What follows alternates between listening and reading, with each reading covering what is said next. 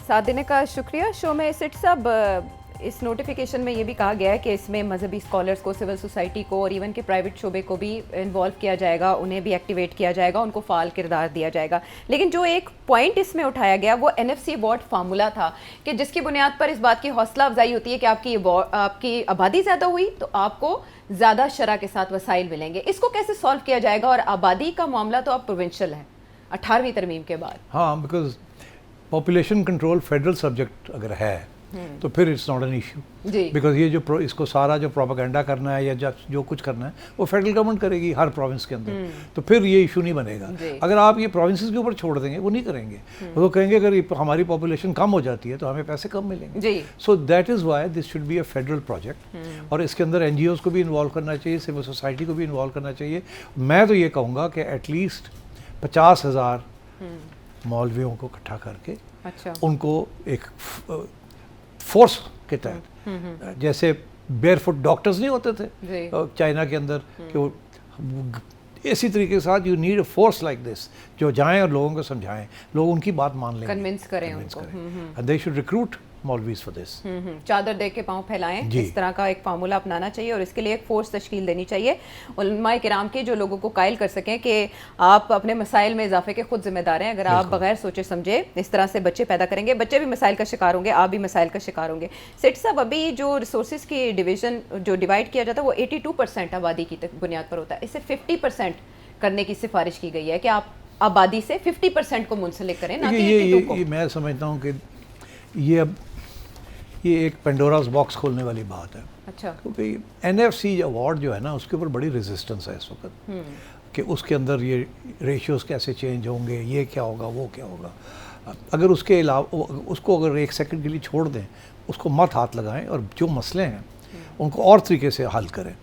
अब एक मसला तो यही है ना कि जी सारे पैसे प्रोविंसेस ले जाते हैं, फेडरल गवर्नमेंट को और पैसे चाहिए, तो वो आप बात करें ना इनसे कि जी आप डिफेंस के लिए कोई कंट्रीब्यूशन हो जाए। अच्छा। कोई बेनज़ीर इनकम सपोर्ट प्रोग्राम जो है वो आप प्रोविंसेस के हवाले कर दें, and so on and so fourth. तो इस तरीके से आप अपने पैसे बचा लेंगे without touching the NFC award. NFC award के ऊपर बड़ी रेजिस्टेंस है छोटी प्रोविंसेस से, तो इसलिए मैं समझता हूँ ये एक पेंडोरास बॉक्स है, इसकी तरफ मत जाएं आप। और इसीलिए ये फार्मूले जो हैं उनको रहने दें। इस वक्त बहुत लड़ाई झगड़े हो रहे हैं, नहीं अच्छी बात, कॉम्प्लिकेटेड ना बनाएं, बल्कि सरेदस्त इस मसले को सुलझाने की कोशिश करें। और ये जो मामला है जिसकी वजह से एक टाइम बॉम्ब बना है आबादी का, उस पर कंट्रोल करने की ज़रूरत है और दीगर ममालिक जिन्होंने इस फार्मूले को अपनाया उनके मॉडल को देखने की ज़रूरत है। अच्छा सेठी साहब, ये तो हमारे मामलात हो गए इंटरनल, चाहे वो हुकूमतों के हों और चाहे पॉलिसी से मुतालिक हों। एक बहुत बड़ी ख़बर जो इससे पहले फॉलो अप है एक ख़बर का, जब हमने देखा कनाडा और भारत के ताल्लुकात ख़राब हुए एक सिख रहनुमा के कत्ल के ऊपर, हरदीप सिंह नज्जर। अब हम ये देख रहे हैं कि इंडिया की कार्रवाइयों को लेकर या वहाँ के गैंगस्टर्स की कार्रवाइयों को लेकर अमेरिका में भी फैसले सामने आ रहे हैं, क्रैकडाउन हो रहा है, अरेस्ट सामने आ रही हैं। लेकिन भारत ने जो इससे पहले कनाडा के ऊपर एतराज़ किया कि आप हम पे डायरेक्ट इल्ज़ाम नहीं लगा सकते, उन्होंने कहा था कि इंडियन एम्बेसीज भी इसमें मुलविस हैं, कॉन्सुलेट्स भी मुलविस हैं। जस्टिन ट्रूडो को बहुत तनकीद का सामना करना पड़ा, सबसे गिरावट बड़ी उनके दौर में देखने में आई, लेकिन अब ताल्लुकात थोड़े बेहतर हो रहे हैं। अमेरिका में भी इस नौयत की कार्रवाइयाँ, फ़र्द जुर्म का आयद होना और फिर इंडियन गैंगस्टर्स के ऊपर कत्ल के इल्ज़ामात, ये क्या रिफ्लेक्ट करते हैं? ये बड़ी इंटरेस्टिंग डिबेट है। मैं एक इंटरव्यू सुन रहा था, एक साहब हैं, उनका नाम है डैन स्टैंटन, ये मैंने प्रिंट आउट लिया उसका। अच्छा। ये एक कनेडियन सिक्योरिटी इंटेलिजेंस सर्विस है, CSIS, उसके ये इंटेलिजेंस ऑफिसर थे जी। उन्होंने एक अभी इंटरव्यू दिया है, उसमें वो एक बहुत ज़बरदस्त किस्म की बात कर रहे हैं। वो कहते हैं कि this is the biggest assault on our sovereignty, कि कनाडा की सॉवरेंटी के ऊपर ये सबसे बड़ी ज़र्ब है। इंडियन गवर्नमेंट अपनी एम्बेसीज को और कॉन्सुलेट्स को इस्तेमाल कर रही थी as command and control centre to manage and plan serious crimes, homicides, violence, arson, extortion. ये सब चीज़ें जो हैं ये इंडियन एम्बेसी के सरपरस्ती में हो रही थी और ये बड़ी बहुत ज़्यादती हमारे साथ हुई है और कनाडा को एहतजाज करना चाहिए। ये उन्होंने एक इंटरव्यू के अंदर खुल के कहा ये बात।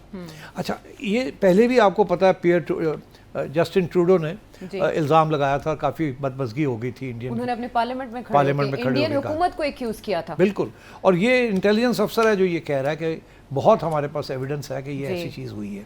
अच्छा, अब ये चल रही है बात, और उधर से एक अमेरिका की तरफ से एक बड़ी इंटरेस्टिंग और रिपोर्ट आई है, और वो रिपोर्ट ये है कि लॉरेंस बिश्नोई और उसका एक हम सफ़र गोल्डी ब्रार, उसका साथी उनकी कमीशन ने एक इन्वेस्टिगेशन की है जी। और वो ये कहते हैं कि ये जो खालिस्तानी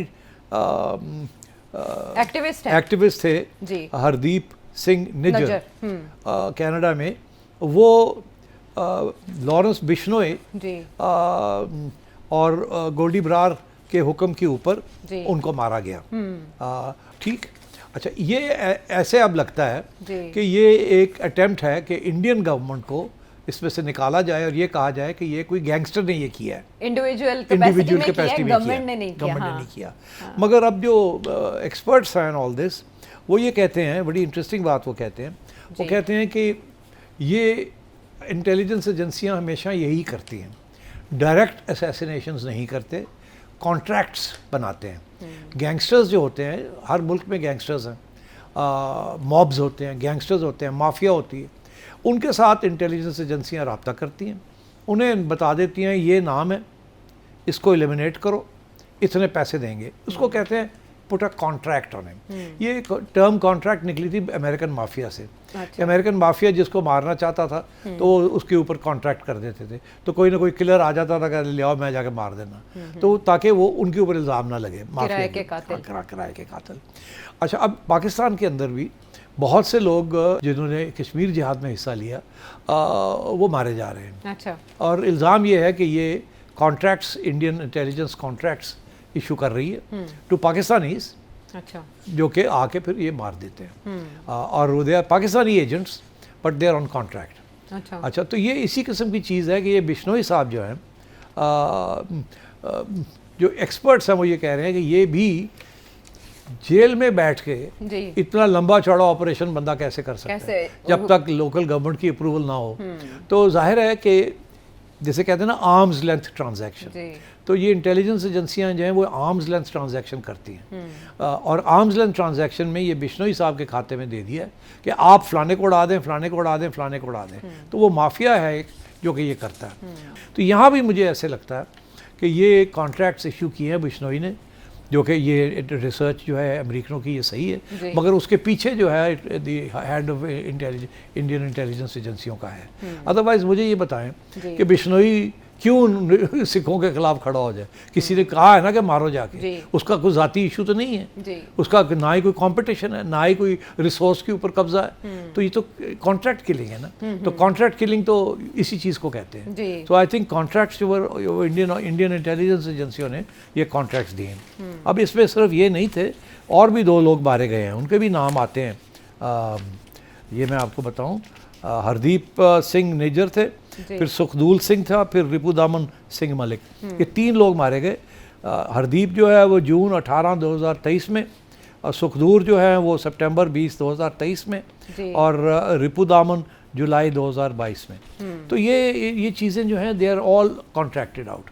तो बड़ी इंटरेस्टिंग ये डिबेट है और डिस्कशन है, और इसके ऊपर ये जो कैनेडियन इंटेलिजेंस का जो बंदा है उसकी जो टेस्टमनी है वो बड़ी अब क्लियर हो गई है कि the Canadian government is convinced कि ये इसके पीछे इंडियन एम्बेसीज और consulates they were running the whole show.